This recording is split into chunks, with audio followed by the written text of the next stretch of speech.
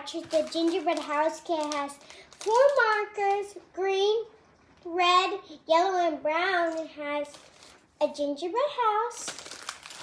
And I also have 2 sun catchers I can color. Comes with 3 different types of blue, 2 different dark blues, and 1 light blue. And there's also the color light. It comes with a paintbrush. I hope you like my video.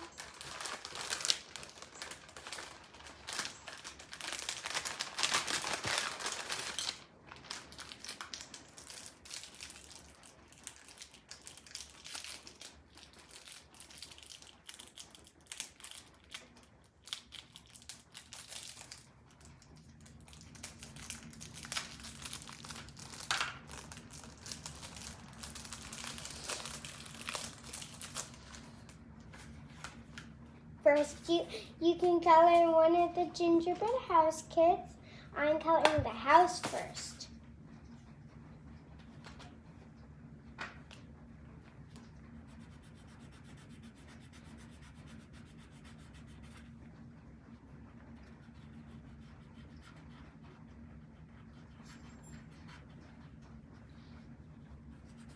This is what it turned out like.